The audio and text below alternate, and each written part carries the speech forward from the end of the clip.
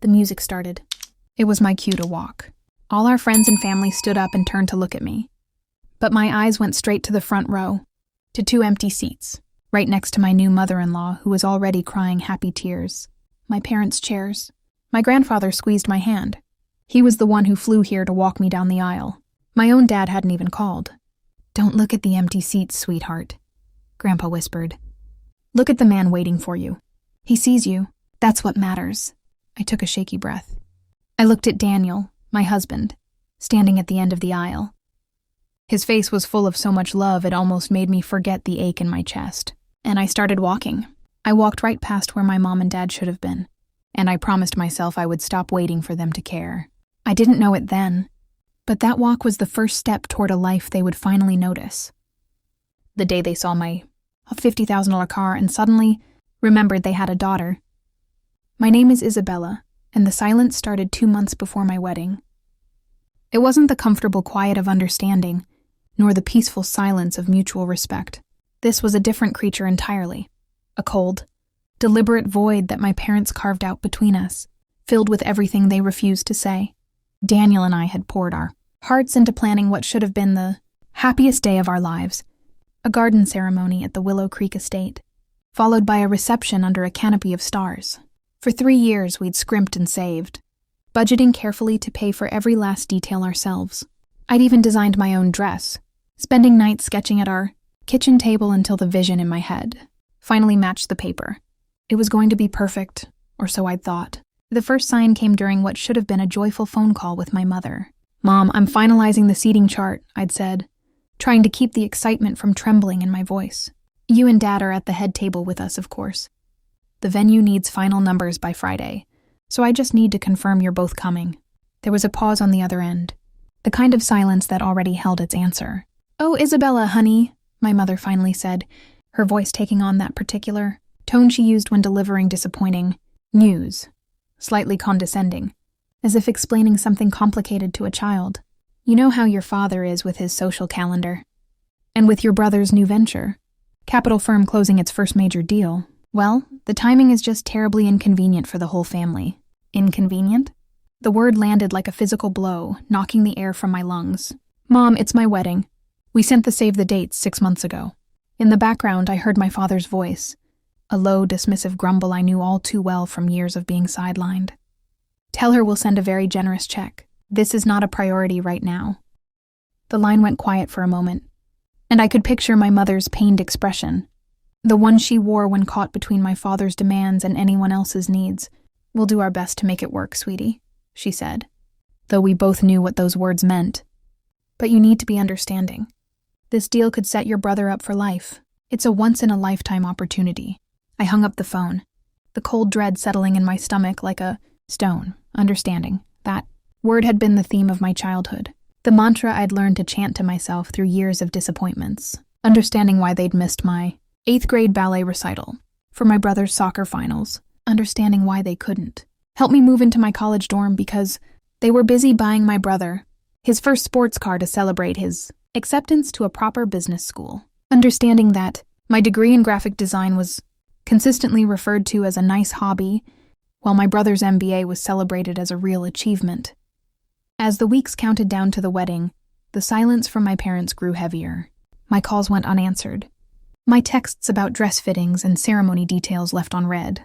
Meanwhile, the family group chat, which I still hadn't left out of some stubborn hope, buzzed constantly, with updates about my brother's deal, photos of celebratory dinners, discussions about investment strategies, my mother's effusive praise for his business acumen.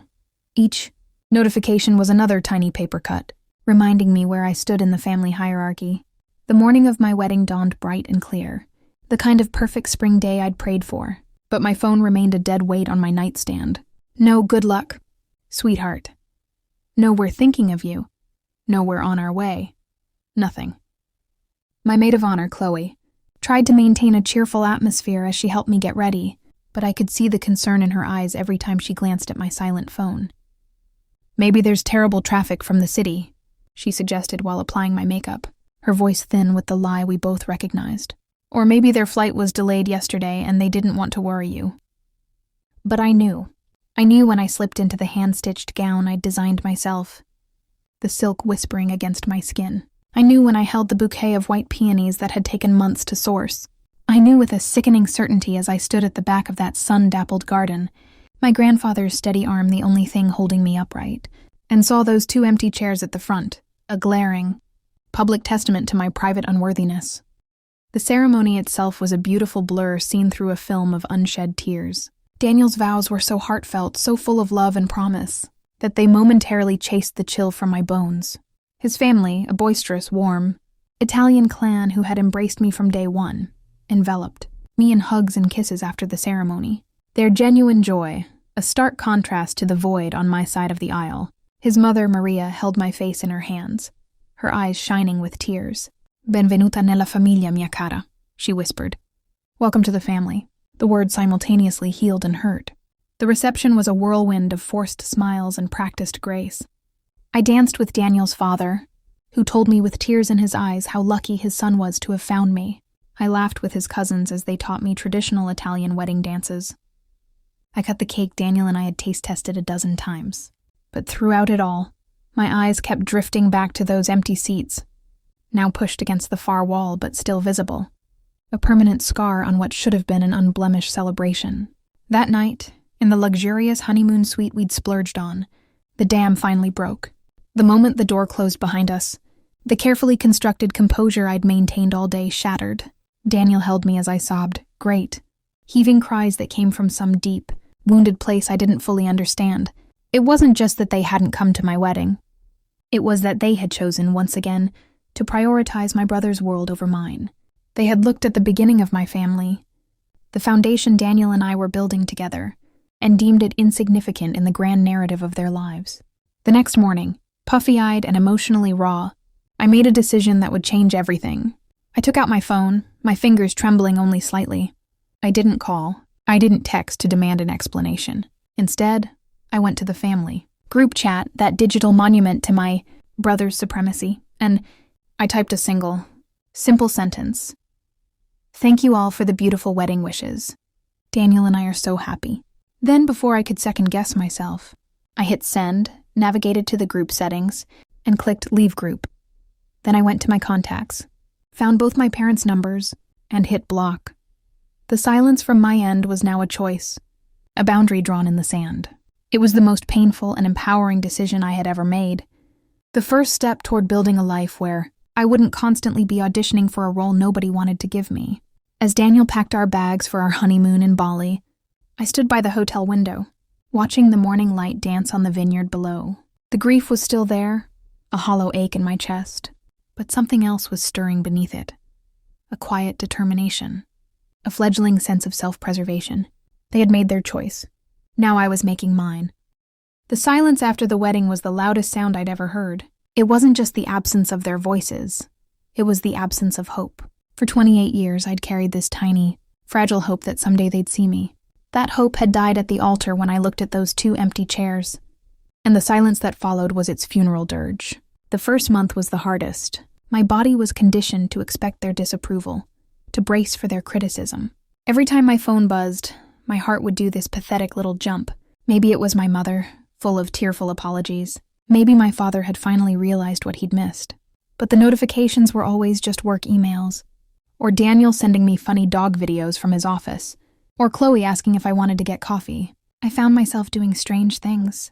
I'd scroll through my mother's social media, looking at photos of her and my brother's family, all of them smiling at birthday parties and holiday gatherings I hadn't been invited to. I'd study the pictures, searching for some sign that they missed me, that they noticed my absence, but all I saw was the same perfect family tableau, just with one less person crowding the frame. Daniel watched me with this quiet, worried intensity. He never said, "I told you so," never pushed me to move on. Instead, he built this fortress of normalcy around me. He'd come home with armfuls of my favorite foods, the expensive olive bread, from the bakery downtown, the particular brand of tea I liked, ingredients for meals his grandmother had taught him to cook. He didn't try to cheer me up with grand gestures. He just steadily filled our home with small, tangible evidences of love. One rainy Tuesday evening, I was attempting to make dinner when I suddenly found myself sobbing, over a pot of boiling pasta. I couldn't even explain why. It was just pasta, for God's sake. But Daniel came into the kitchen, turned off the stove, and led me to the couch. "You're not crying about pasta, Bella," he said softly, his arm around me. "You're grieving." "I'm not grieving them," I protested, wiping my eyes angrily. "They don't deserve my tears." "You're not grieving who they are," he corrected me. "You're grieving who they should have been. You're grieving the parents you deserved but never had." His words unlocked something deep inside me. He was right. The pain wasn't just about 2 empty chairs at my wedding. It was about a lifetime of empty chairs at my middle school art show where I won first prize, at my high school graduation where I gave the salutatorian speech, at every birthday dinner where I'd secretly hoped this would be the year they remembered my favorite cake. That night, lying awake while Daniel slept beside me, I made a decision. I would stop pouring my energy into the black hole of their approval. All that love and attention I'd been desperately directing at my parents, I would redirect it. It was during this period of explosive growth that the idea of the car came to me. It wasn't a practical decision. We had a perfectly functional sedan. It was symbolic. I'd always loved the BMW i8's sleek, almost fictional appearance. It looked like something from tomorrow. It was a car that made a statement without shouting, a car that said, "I built this myself." I walked into the dealership on a random Thursday, wearing my oldest jeans and a t-shirt splattered with paint. The salesman gave me the dismissive once-over I'd come to expect. He spent 20 minutes showing the car to an older couple while I waited, clearly assuming I was just there to dream. Finally, I walked over. "I'd like to buy this one," I said, pointing to the mineral white i8 gleaming under the showroom lights. "I'll be paying in cash. Can we complete the paperwork today?" The look on his face, the quick recalculation, the sudden deference, was almost as satisfying as driving the car off the lot. As I slid into the driver's seat, the scent of new leather surrounding me, I felt a sense of rightness settle in my bones. I parked it in the driveway of the modern, light-filled home we'd just bought.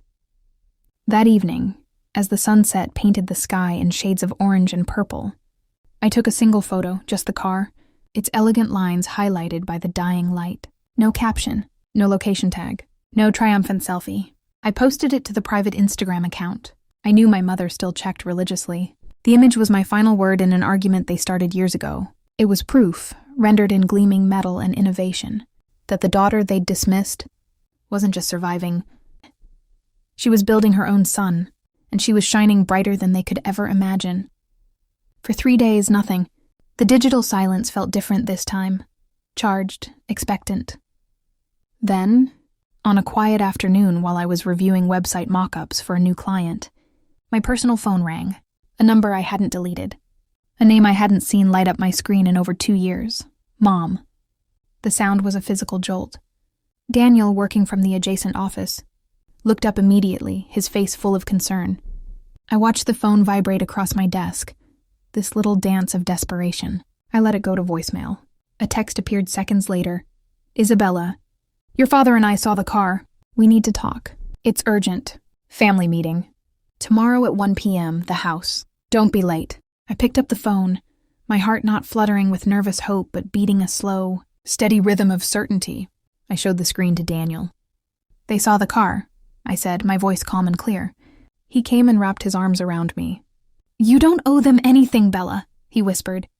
"Remember who you are?" I knew exactly who I was, and that's why I needed to go. I typed my reply with steady fingers. "I'll be there." The morning of the meeting, I woke before dawn. Daniel was still asleep, his breathing deep and even beside me. I slipped out of bed and went to the window, watching the first hints of pink and gold streak across the sky, above our quiet neighborhood. This was my life now, this peace, this beauty, this hard-won contentment.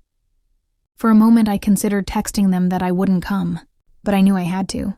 Not for them, but for me. I needed to close this chapter with my own 2 hands. I dressed carefully, choosing my armor with intention. A sleek black pantsuit I'd bought after the Viridia success, a simple white shell underneath, and my hair pulled back in a clean, professional knot. I looked in the mirror and saw a woman who had built something from nothing. I saw Isabella Rossi, business owner, not the invisible daughter begging for scraps of attention. Daniel drove up beside me in his car as I was getting into the BMW. He rolled down his window, his face serious. "Call me if you need anything. I can be there in 20 minutes. I'll be okay," I said. And for the first time, I truly believed it. The drive to my childhood home was like traveling through a museum of my own disappointments. There was the elementary school where my parents had missed every parent-teacher conference, the soccer field where they'd only ever come to watch my brother's games, the movie theater where I'd spent so many Saturday afternoons alone while they attended Mark's debate tournaments. Each landmark was a ghost, but today they felt faint, insubstantial. Their power over me had faded. I turned onto their street, the familiar houses sliding past, and then I saw it.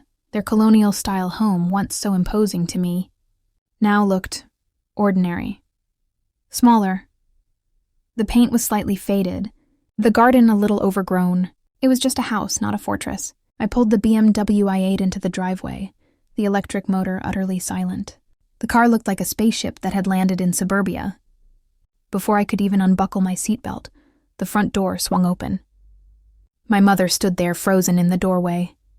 Her eyes widened as she took in the car, then me. She was wearing the same kind of expensive yoga pants and designer sweater she always did, but she looked older. The lines around her mouth seemed deeper, and there was a new tension in her shoulders. "Isabella," she said, her voice strangely formal. "You're here." My father appeared behind her, his expression unreadable. He'd always been a large, imposing man, but he seemed to have shrunk somehow. "That's quite a car," he said, bypassing any greeting. "Lease or finance?" "Paid in full," I said simply. Walking past them into the house I hadn't entered in over 2 years. The house smelled exactly the same, lemon polish and something else. Something I could never name but always associated with restrained disapproval. Nothing had changed. The same furniture arranged in the same perfect configurations. The same family photos. On the wall, a gallery dedicated entirely to Mark. His graduation, his wedding, his various professional achievements. I found myself in exactly 2 pictures. A kindergarten photo where I was missing a front tooth, and my high school graduation, where I stood slightly apart from the rest of the family, as if I'd been photoshopped in as an afterthought. In the living room, my brother Mark and his wife Sarah were already seated on the couch. Mark looked uncomfortable, his shoulders hunched. He couldn't meet my eyes. Sarah offered me a tight, nervous smile that didn't reach her eyes. My father didn't waste time with pleasantries. He gestured for me to sit in my old spot, the armchair slightly away from the main seating area, the one that had always made me feel like an observer rather than a participant. I remained standing. "Let's be direct," my father began, as if opening a board meeting. "Your brother is in a difficult position." My mother perched on the edge of the sofa, her hands twisting in her lap. "Mark's law firm? There have been some financial irregularities. His partner made some poor investments with firm funds. The Bar Association is investigating." Mark finally spoke, his voice strained. "I could lose my license. We're facing multiple lawsuits from clients." My father's eyes pinned me. "We've mortgaged our home to the limit trying to cover the initial settlements. Our retirement funds are significantly depleted." The room waited. I said nothing, letting the weight of their expectation hang in the air between us. I watched them, my father's entitled glare, my mother's pleading eyes, my brother's shame-filled avoidance. They were so familiar in their roles, so predictable. Finally, my father gestured to a folder on the coffee table. "This is a loan proposal.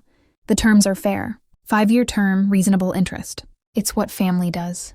I looked at the folder, then back at their faces. The silence stretched until it became uncomfortable. "Where were you?" I asked, my voice dangerously quiet. "On June 18th? My father frowned, his impatience evident. "What does that have to do with anything? We're discussing your brother's future here." "June 18th, I repeated, my voice gaining strength. 2 years ago. Where were you?" My mother made a small pained sound. She knew. "You weren't at my wedding," I continued, my gaze moving from one face to another. "You were at Capitol Grill toasting Mark's latest promotion. My wedding wasn't a family event. It was an inconvenience." "That's not fair!" my mother cried, her voice breaking. "This is different." "This is an emergency!" "Is it?" I asked, my voice still calm. "Or is it just another instance where Mark's needs trump mine? The only difference is that this time, you think I have something you need." My father stood, his face flushing with the anger I knew so well. We are your parents. You have a responsibility to this family. You were parents in title only, I said, the words feeling both painful and incredibly freeing. You missed my 8th grade art show where I won first prize. You missed my high school graduation where I was salutatorian. You've never once asked about my business, which, for your information, earned more last year than Mark's law firm did before it collapsed. And now, because you saw a car on Instagram, I'm suddenly family? Now you need me? I walked toward the door, my heels clicking firmly on the hardwood floor my mother had, always kept perfectly polished. Wait! Mark stood up, desperation cracking his voice. Isabella, please. I'm going to lose everything! My house, my career, everything! I paused at the threshold and looked back at them one last time. The perfect, broken family I had spent my life trying to join. You should have thought about that, I said softly, before you let them miss my wedding. The door clicked shut behind me with a finality that echoed through my soul. As I slid back into the driver's seat of my car, I didn't feel angry or vindictive. I felt light. The little girl who had always hoped for their approval was finally completely gone. In her place sat a woman who knew her own worth, who had built her own kingdom from the ashes of their rejection. The BMW purred to life, silent and powerful. I drove away from my childhood home without a single glance in the rearview mirror. They had shown me who they were when they thought I had nothing. Now I had shown them who I had become. The afternoon sun was warm on my face as I drove back toward the city, toward my real home, toward the man who had chosen me every single day. For the first time, I understood that family isn't something you're born into, it's something you build. And I had built something beautiful. The expected storm began within hours. My phone, which had been so silent for 2 years, suddenly became a relentless, buzzing anchor to a past I was determined to leave behind. The first call came as I was pulling into my driveway, the familiar number flashing like a warning beacon. I let it go to voicemail. The second call followed immediately after, then a third. Daniel met me at the door, his expression a mixture of concern and pride. How did it go? Exactly as we expected, I said, placing my phone face down on the entryway table. They showed me the loan papers. Dad gave his speech about family responsibility. He wrapped me in a hug, his steady presence grounding me. I'm proud of you, Bella. That couldn't have been easy. It was easier than I thought, I realized with some surprise. Seeing them there, repeating the same patterns. It was like watching actors in a play I'd seen too many times before. The voicemails started piling up. My mother's voice, cycling through what I now recognized as her well-practiced emotional repertoire. First came the tearful pleas, Isabella, please, we're your family.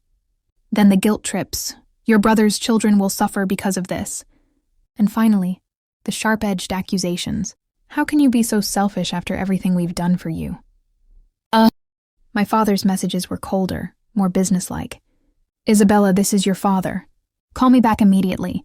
We need to discuss this like reasonable adults. The third message held a subtle threat. If you won't respond to family, perhaps we should involve your business partners in this conversation. That last one made me smile grimly. He still saw me as the girl with the cute little hobby, not the CEO of a company with a 7-figure valuation. The text came next, not just from my parents, but from numbers I didn't recognize. Probably aunts, uncles, family friends they'd recruited to their cause. They all carried the same theme: family, forgiveness, obligation. One from my Aunt Carol particularly stood out. Your mother is heartbroken. How can you do this to her? Blood is thicker than water, Isabella. I showed it to Daniel that evening as we cooked dinner together in our spacious, sunlit kitchen. Blood is thicker than water, I read aloud, shaking my head. They always get the saying wrong, you know. The full phrase is, the blood of the covenant is thicker than the water of the womb. It means the bonds you choose are stronger than the ones you're born with. Daniel smiled, chopping vegetables with practiced ease. You've built your own covenant, Bella. Me, your team, your clients who adore you. That's your family. He was right. While my birth family saw me as a resource to be tapped, my chosen family saw me as someone to be celebrated. The contrast had never been clearer. The following Monday, I met with my lawyer, a sharp, no-nonsense woman named Miriam Chen, who specialized in high net worth, individuals and family business disputes. I've documented everything, I told her, sliding a folder across her polished mahogany desk. Every voicemail, every text. The loan papers they tried to pressure me into signing. My father made a vague threat about contacting my business partners. Miriam scanned the documents, her expression professional and detached. "Emotional blackmail isn't a legal contract," she said dryly, "and threatening your business relationships could be construed as tortious interference. You're well within your rights to establish clear boundaries." She drafted a firm but polite cease and desist letter, stating that any further communication regarding financial matters or attempts to contact my business associates would be considered harassment and dealt with accordingly. Watching her assistant put the letter in the mail felt like drawing a line in the sand, not with anger, but with quiet, unshakable authority. The true turning point came 2 weeks later, when the story broke in the business section of the local paper. Not about my family drama, but about my company. "Isabella Rossi Studios secures $3 million in new funding," the headline read. The article featured a photo of me standing in my bright, airy studio, surrounded by my team of 12 brilliant, creative people who had chosen to build something beautiful with me. The same day the article ran, I received an email from the Portland Women in Business Association, asking if I would be the keynote speaker at their annual gala. The theme was, "Building Your Own Table, Success on Your Own Terms." I said yes immediately. As I prepared my speech, I found myself thinking not about my success, but about all the young women who might be where I was once, doubting themselves, diminishing their dreams to fit someone else's expectations. I thought about the Isabella who believed her worth was something to be earned from people who had no intention of giving it. The night of the gala, I stood backstage, looking out at the ballroom filled with hundreds of accomplished women. Daniel sat at a table near the front, beaming with pride. My entire team was there, dressed to the nines, cheering me on. When I stepped up to the podium, the applause was warm and welcoming. I took a deep breath and began to speak, not from prepared notes, but from the heart. For most of my life, I believed that success meant earning a seat at someone else's table. I began. I made myself smaller, quieter, more acceptable. I pursued approval from people who had already decided I wasn't enough. The room was utterly silent, every eye fixed on me. 2 years ago, I continued, my voice growing stronger, I experienced a profound rejection, the kind that shakes you to your core. And in that shaking, something unexpected happened. All the pieces of myself that I'd hidden away to please others fell away. What remained was my own 2 hands, my own mind, my own stubborn belief that I had something to offer the world. I spoke about building my business not as a fairy tale, but as a series of difficult choices and relentless work. I talked about the importance of surrounding yourself with people who see your light and help it shine brighter. And I ended with the lesson that had cost me so much to learn. Don't waste your energy begging for a seat at a table that was never meant for you, I said, my voice ringing clear through the ballroom. Build your own table. Make it strong, make it beautiful, and fill it with people who appreciate the feast you've prepared. Your worth isn't something someone else gets to decide. It's something you build, piece by piece, until it becomes unshakable. The standing ovation lasted for a full minute. Women lined up afterward to thank me, to share their own stories of being underestimated, of building something from nothing. In their eyes, I saw my own reflection, not as a wounded daughter, but as a leader, an inspiration. Driving home that night, the city lights spread out below us like a field of stars. Daniel reached across the console and took my hand. "You were amazing up there," he said softly. "You know that, right?" I squeezed his hand, looking out at the beautiful, glittering city that held my business, my home, my life. "I finally believe it," I said. And I did. The messages from my family had stopped after Miriam's letter. The silence from their end was finally permanent. But for the first time, their silence didn't feel like rejection. It felt like peace. They had shown me who they were when they thought I had nothing. Now I had shown the world who I had become. And the world, it turned out, was more than ready to welcome me. Peace, I discovered, was not a dramatic arrival, but a quiet settling. It was in the slow, comfortable mornings with Daniel, sipping coffee on our terrace as the city woke below us. It was in the creative energy of my studio, where my team and I collaborated on projects that felt meaningful and exciting. The frantic, desperate energy that had once driven me, the need to prove my worth, had been replaced by a calm, steady confidence. I was no longer building to prove something to my parents. I was building because it brought me joy. About 6 months after the gala, I received an unexpected email. It was from a woman named Elena Martinez, the director of a local nonprofit called Creative Futures, which provided arts education and mentorship to underprivileged youth. She asked if I might be willing to consult on their branding pro bono. Something about her message resonated with me. I remembered being a quiet, artistic girl with big dreams but no roadmap.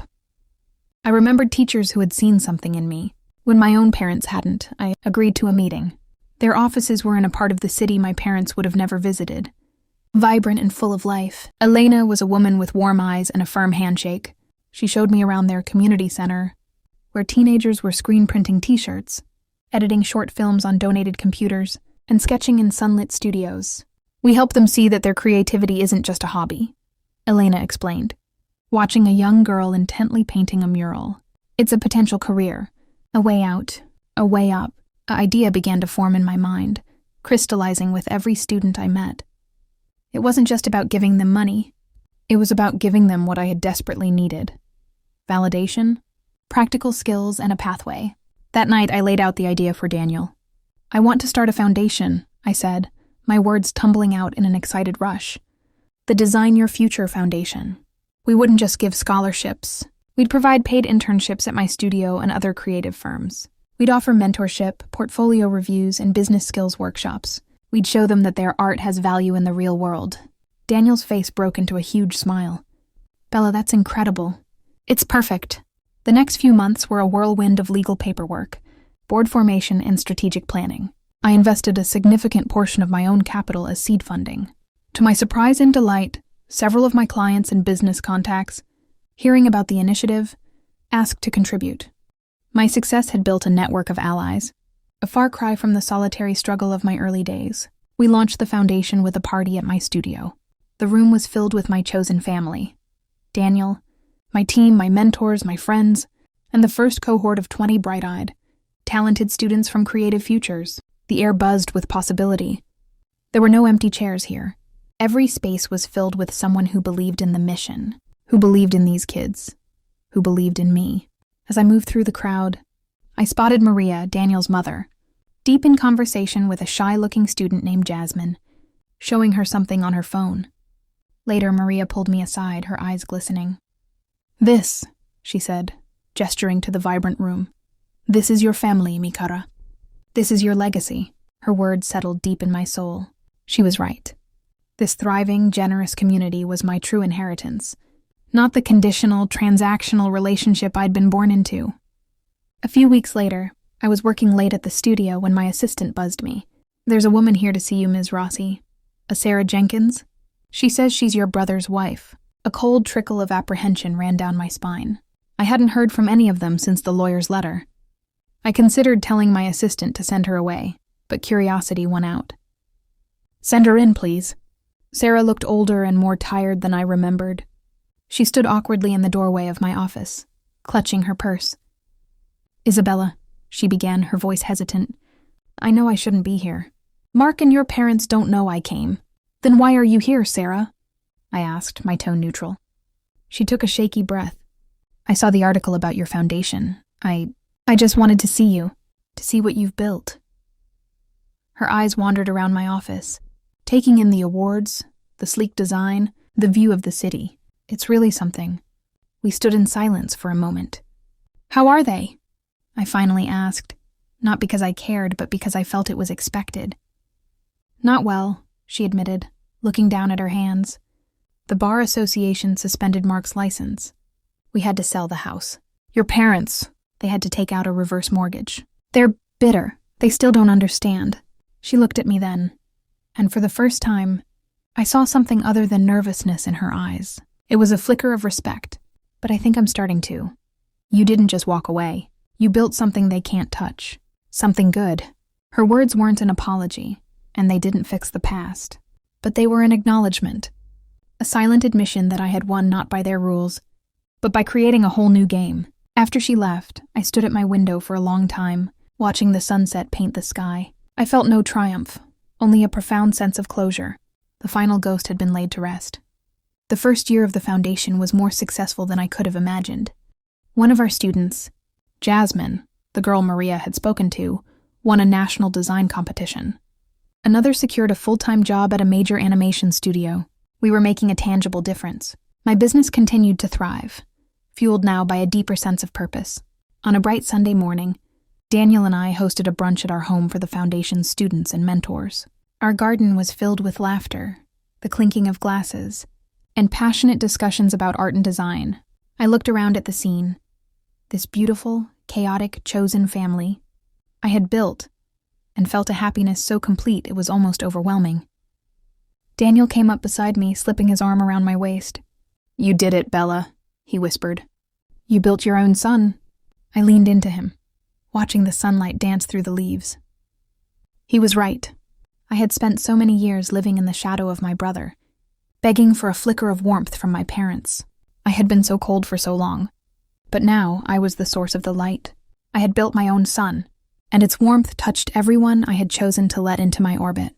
The little girl who had felt so invisible was now seen, not just by others, but most importantly, by herself. My parents had ignored my wedding, thinking it was an insignificant event in their grand narrative. But that rejection was the catalyst that set me free. It forced me to stop looking for my reflection in their dismissive eyes and to start building a life where I could truly see myself. They had shown me the painful cost of conditional love. In response, I had built a legacy of unconditional support. They had taught me that family could be a cage. I had learned that it could also be a garden, and that I held the seeds. The greatest revenge was not hatred or bitterness. It was this, a life of profound purpose, deep love, and unshakable peace. It was looking at what I had built and knowing, with every fiber of my being, that I was enough. I had always been enough, and finally, I was living a life that proved it. For years, I believed my value was something others had to validate. I thought family was just the people you were born to, but I learned that the most powerful family is the one you choose to build, and the greatest revenge isn't cruelty, it's creating a life so full of light that the shadows of the past simply disappear. My parents ignored my wedding, thinking they were dismissing me. But in the end, they were the ones who became irrelevant to my story. And I finally learned to build my own sun,